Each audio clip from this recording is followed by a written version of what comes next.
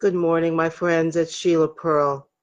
Here we are with window number 4 as we begin a new month, the month of February. And this is the month a lot of people think of as the love month. Of course, I think of every month as the love month. But since Valentine's Day occurs mid-February, let's just go with that metaphor, if you will, or that backdrop for our conversations this month.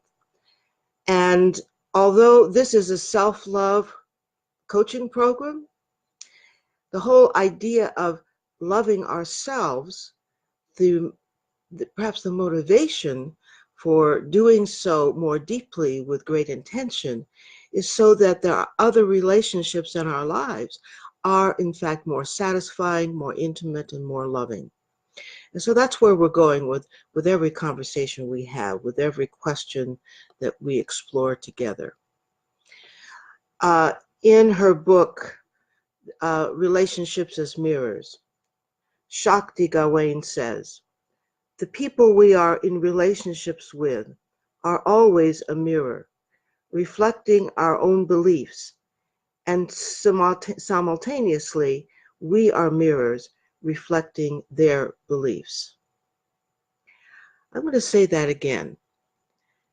The people we are in relationships with are always a mirror, reflecting our own beliefs, and simultaneously, we are mirrors, reflecting their beliefs. I'm not sure what that means to you, but what occurs to me is that everything in our lives that we do, all of our feelings, all of our emotional texture and life that is in our body, is because of certain things we believe. And because we believe certain ideas, we have certain thoughts. And those thoughts lead us to feel certain things and to do certain things and to make certain choices. So if my belief is that I'm not worth much, or I'm not enough, or I'm not worthy, or I'm not smart enough, or I'm not talented enough, and you fill in the blank. If that's part of my belief, I'm going to be making certain choices, either consciously or unconsciously, usually unconsciously, about the relationships I have and the other endeavors that I'm involved with. But we're all making choices about the relationships that we're in all the time. Sometimes the choices we're making is to whether or not we're going to stay in a relationship, whether it's a friendship, a love relationship, a marriage, a partnership, whatever the case may be, that perhaps we've been in for 20, 30, 40 years. And sometimes we stay in a relationship which really isn't serving us because we believe something about that, about ourselves, about the other person, about life, that causes us to feel stuck or to stay where we are because we might believe I can't do anything better, or I might believe it's too late, or I might believe I can't do this on my own. Good morning, Kathy. And so it's very, very important for us to be more consciously aware of what we do believe that keeps us in a relationship or moves us towards a relationship or creates a pattern of choosing particular kinds of relationships which may not really serve us. So we're going to begin by going through this window today. And I've provided your worksheet number 1 for this aspect, for the aspect of mirrors and seeing your relationships as mirrors. I've given you 18 questions to ponder. For instance, just begin with this. My most important relationships are with... Now, I asked this question of a client recently, and her answer was my mother. And I began to explore further what that was for her. And what came out of the conversation was that her mother was to her one of her most important relationships because it was her first relationship, because it was a relationship that had a major influence on her, but it wasn't necessarily a positive relationship or a loving relationship or a productive relationship. But she acknowledged that it was one of her most important relationships. In further conversation with this client, she admitted that she really didn't like her mother and was really afraid of her mother. So she had a lot of mixed feelings about her relationship with her mother. Nonetheless, she realized that her mother was one of her most important relationships. So when you're answering the question, what are your most important relationships? They may not be the most loving, the most satisfying, the most pleasurable, the most compatible, but they might be the most challenging, or among the most challenging, or those relationships that have had the greatest impact on you. So I could easily say that my relationship with my father was one of the most important relationships to me for all kinds of reasons. From the time I was little, I was his little princess. So I had the experience of being daddy's little princess. And that was important for me to experience that. But I also experienced, as time moved on, that my father was capable of closing the door on me, on his relationship with me. And then I began to wonder, well, what's wrong with me? All of a sudden, daddy's little princess isn't very important to daddy. And I began to take that very personally. It took me many decades, actually, to figure out and to work through the fact that my father's behavior and his closing the door on me and my brother, by the way, really had nothing to do with me or my brother. And it had everything to do with something that was going on within him. And on his deathbed, he was only 46 when he died. So on his deathbed, he asked for my mother and my brother and me to come to him. And he asked for our forgiveness for his behavior, for his choices. Now, because it's a father-daughter relationship, because it was rife with all kinds of conflict and emotional turbulence and confusion and frustration, that was an important relationship. It's a fundamentally important relationship. Now, that doesn't mean it was the best, most satisfying, loving relationship in my life. And I know that I probably chose my husband as my husband, who was the love of my life for 32 years, partly because of my relationship with my father. You see what I mean? So we have important relationships. So I want you to think about that first question and don't just skim the surface. Your most important relationships may include those relationships with those people that are the most challenging to you, the ones that are a pain in the ass, the ones that have been a source of tremendous pain and suffering. So include those. Important relationships might be your children or your grandchildren. And think about how and why they are important to you, how they serve you, and how you serve them. Our most intimate relationships, the relationships we have with the people with whom we're the closest, are our most challenging relationships, because the closer we get to anyone, the closer I allow you or anyone else to get to me, determines how I'm able to handle a relationship if I don't like myself or I do like myself.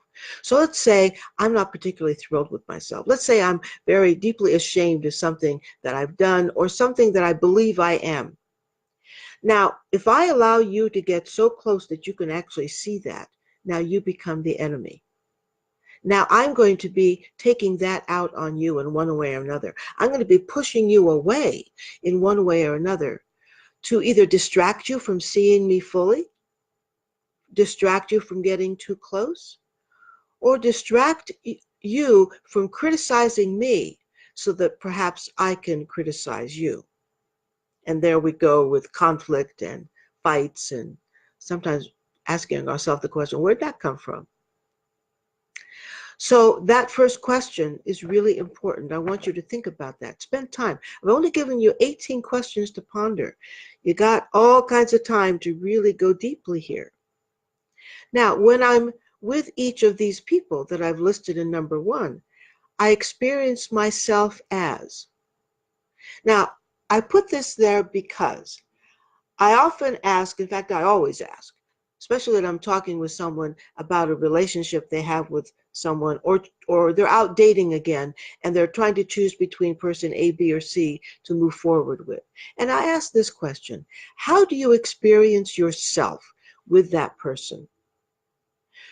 Do you experience yourself feeling less than, not enough of, kind of defensive, kind of on edge, kind of like you're walking on eggshells? Or do you feel at ease? Do you feel comfortable? Do you feel like you can be yourself?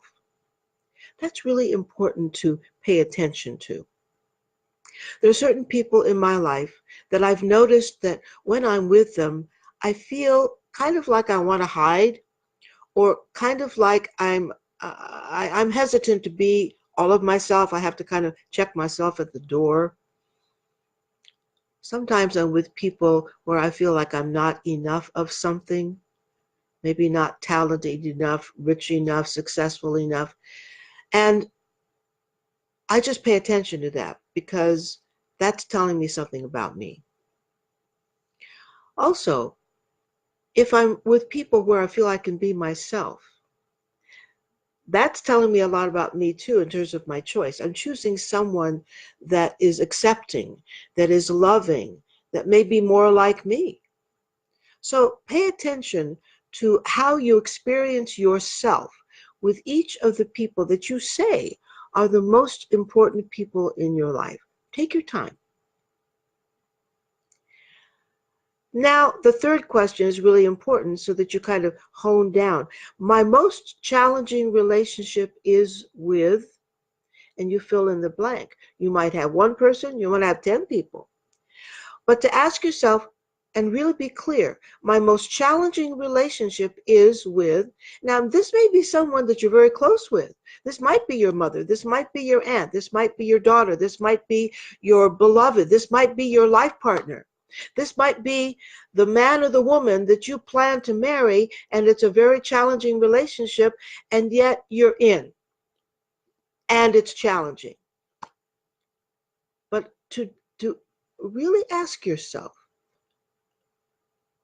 my most challenging relationship is with, and be honest with yourself. Be truthful with yourself. Now, we're going to be spending time as we move forward in exploring how and why any of these relationships, whether it's 1, 10, or 100, are for you challenging. One of my colleagues, Mark Rubin, has written a book called Thank You for Being Such a Pain.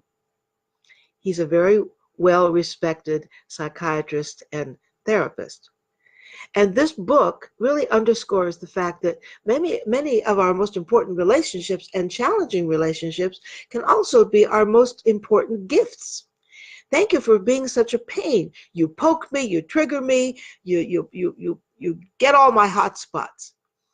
Now, if I can see that that person who's being a pain is also a gift. Good morning, Shirley.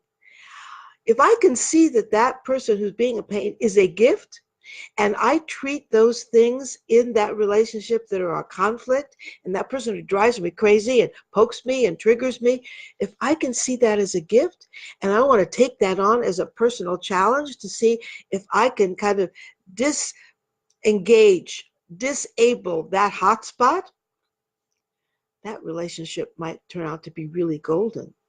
Because if I'm no longer triggered by that person, I might actually have a much better, richer relationship with that person, because maybe there's something in that relationship that's actually hidden gold. So dig deep with that one. What I know about myself is that when I'm challenged by, and then fill in the name of a person, I'm feeling. So that person who's a pain in the that person who is a challenge to you, that person who triggers you and drives you crazy.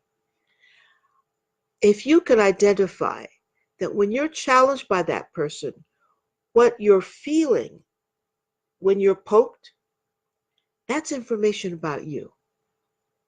If you're feeling defensive, or you're feeling apologetic, or you're feeling less than, not enough of, that mirror for you, that relationship, that feedback, that reflection is information for you that you need to look at.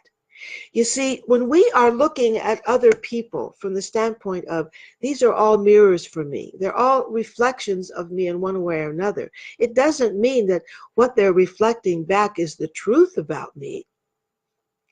It could be the illusion. And if I keep getting feedback and I keep feeling triggered by this or that person, feeling that I'm stupid or I'm less than, or I'm not, I'm not talented enough, that reflection, that mirror is information for me to ask the question, is that really true? Is it really true that I'm stupid, or that I'm less than, or that I'm not good enough, or that I'm not up to the task? Is perhaps that relationship or that feedback or that mirror there for me to ask the question and get honest with myself and not allow myself to walk around feeling stupid or less than or not enough of? Do you see how that works? So I want you to notice the gift that you might be getting from people who poke you and trigger you, and as a result you're feeling awful and you feel less than, you want to crawl under a rock somewhere. Stop, take a deep breath, ask the question, is this true? Now, number 5, when my partner praises me, I feel comfortable or uncomfortable because. Now, this is about what happens when people give us positive feedback. And when someone else will say to you, oh, you did a great job, you really enjoyed, that, whether it's something you cooked or something you accomplished, or you look really beautiful today, you look really handsome today. And if you feel really good with receiving that, that's great information. It's like you're agreeing, you're able to receive it, to receive the gift. And if you feel really uncomfortable, there's something in you that's saying, that's not really true, I'm not really looking great today, or it's not really true, I don't look really handsome today, it's not really true, I know I didn't really do a good job. And that's information for you too. What is it that makes it so difficult for you to receive the good stuff, to receive the praise? There's something in you that believes something about yourself, I will venture to say, is a big lie. And as long as you believe the big lie, that you're really not good enough, or that you're not smart enough, or that you can't cook well enough, or, look, we can all learn how to cook and cook better, that's okay. But if someone praises us, someone says, ooh, what you made was really delicious, you say, oh, not a big deal. If you can't with comfort say, oh, thanks, it was a pleasure making it, then that's information about you need to be willing to look at closely and ask the question, wait a minute, what am I believing about myself that's getting in the way of my just saying, oh, thank you? Number 6, my inner reaction to anyone saying, I love you is. Now, your inner reaction to anyone saying, I love you might be, oh, I love to hear those words. Or might be, I can't believe that. Or they're such a phony. Or that's just a bunch of words. It may be true. A lot of people may say, I love you, and maybe they don't even know how to love. However, it's important to pay attention to whether or not you have a need to hear those words, even if there's a part of you that's saying, I know it may not be true, but I really need to hear it. Just explore that for yourself. In my most loving relationships, what I expect is. Now, what you expect, what you desire, what you want, what you deserve may be all different things. But I want you to really just look at that word expect. I personally don't subscribe to the wisdom of expecting anything. I subscribe to the wisdom of having a vision, perhaps. But I think it's really important for us to admit the fact that in our loving relationships, we do have expectations. And sometimes we don't even know what they are. And what I do know is that when we have expectations unmet, we're pissed off, we're disappointed, we're sad, we're resentful, we're all kinds of things.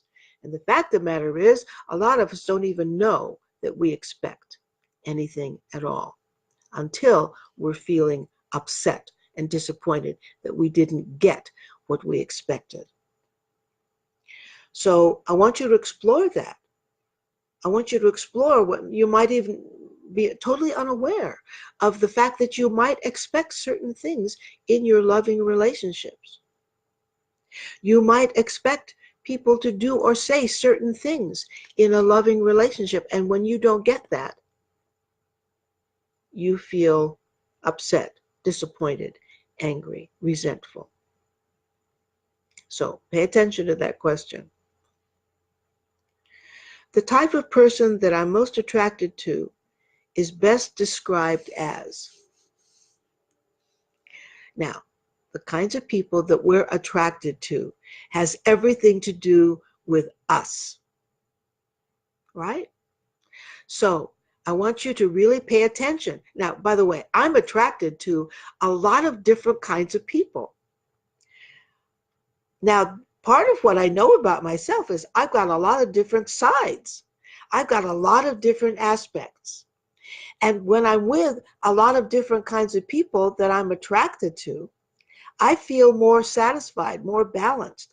Because when I'm with person A, that part of me comes out in that relationship and I'm able to experience that. Then I'm with person B, another part of myself that I'm attracted to in that person comes out in our exchange, in our connection. And so I find that satisfying. And so it goes. So I have friends of all different sizes, shapes, ages, colors, and professions and talents or whatever. And from each one, I receive something of myself because I'm attracted to that. So I want you to pay attention. The type of person that I'm most attracted to is best described as. So for instance, for me, the type of person I'm most attracted to, and I should maybe say the type of people that I'm most attracted to, can best be described as loving, funny, colorful, creative, easygoing, extreme, learners, people who are constantly learning, who have never stopped and don't want to stop, curious. So now one person may be more of one thing than the other, but in that list of the kind of people that I'm attracted to, I'm also describing myself. Just saying. So pay attention to that. The people I'm most uncomfortable around are, I don't want to put words in your mouth. Let's just talk about this for a moment. Just think about it. The kind of people that any of us would tend to be uncomfortable with are people that we don't really feel a connection with, right? We don't feel an affinity. I don't know why. In the morning I tear up. And so if I don't feel an affinity, if I don't feel a connection, I might feel uncomfortable with that person. Likewise, I might feel really uncomfortable with the kind of person who tends to be judgmental, tends to be closed-minded, tends to be self-absorbed, so they don't let you in. So think about the kind of person that you really don't like to be around. Now, that's information too. It's something that you don't have a tolerance for or an affinity for. I actually sometimes like to be around people who are opinionated because I like to learn from other people. But I really don't like to be around people who are judgmental. To me, there's a difference. Someone can have really strong opinions. That's why I kind of like to be around some people who are extreme. Extreme with their taste, extreme with their talent, extreme with their work ethic, extreme with the way they work out. Now, for instance, one of my friends is extreme in terms of the way he takes care of his fitness. I'm kind of attracted to that because it's really the opposite of me. I am not extreme in terms of how I take care of my fitness. I realize that I would be well advised to be more extreme than I am, right? But I'm attracted to the opposite also because it's instructive, because it lifts me up. It kind of inspires me. You see how that works? So think about the people that you might be uncomfortable with, or think about the people that might be really opposite of you. You might tend to be uncomfortable, except for the fact they might be offering you some kind of gift in their being the opposite, and they can inspire you or motivate you in another direction.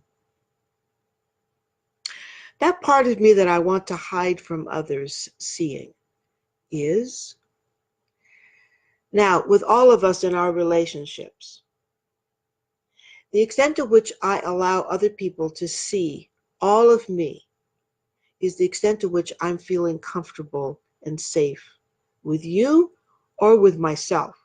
In other words, if there's really a short list of things that I'm hiding or seek to hide or want to keep to myself or keep close to the vest, the shorter the list, the more I'm likely to be open and at ease with anybody.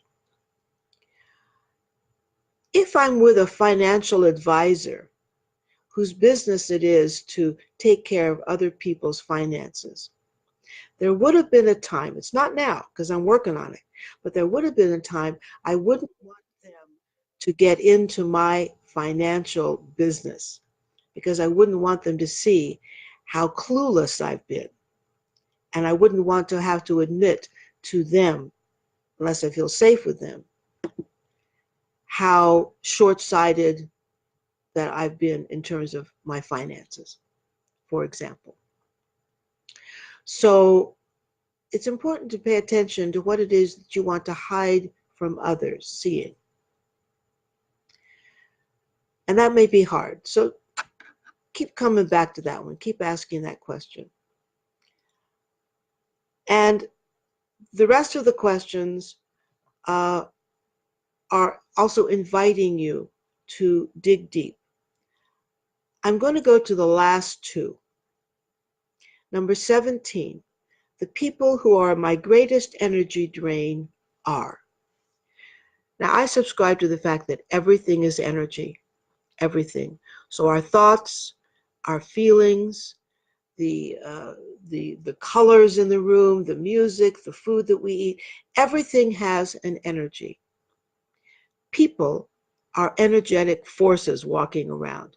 And it's important to pay attention to how you feel in the presence of any particular person or group. So ask yourself the question, the people who are my greatest energy drain are. And make a point to avoid being around energy drains. Now, you may have energy drains in your family, whether immediate or extended. So it may be difficult to distance yourself entirely. But pay attention to that energy drain. And what that's about, we will continue to talk about. But the energy drain may have something to do with your resisting that person or that group in some way. And that becomes an energy drain, because anything we resist is an energy drain. Likewise, number 18, the last question for this worksheet is, the people who are my greatest source of energy are. Now, I just spent a whole day in study last weekend, last Sunday, with a group of people who are part of my spiritual study group and community. And we get together once a month, sometimes several times a year we get together for a weekend of study, and once a year we get together for a 5-day period of study. That community, that group of people, is truly one of my major sources of energy because of what we are sharing with each other, because of how we have a sense of oneness with one another, because we have each other's back, because we fuel each other's source of energy by seeing the light in one another. I have joined certain groups of people, whether it's the National Speakers Association in New York City, or it's my Toastmasters group here in the Hudson Valley, or it's my Red Hat Sisterhood, or it's my Goddess group that meets in my office once a month.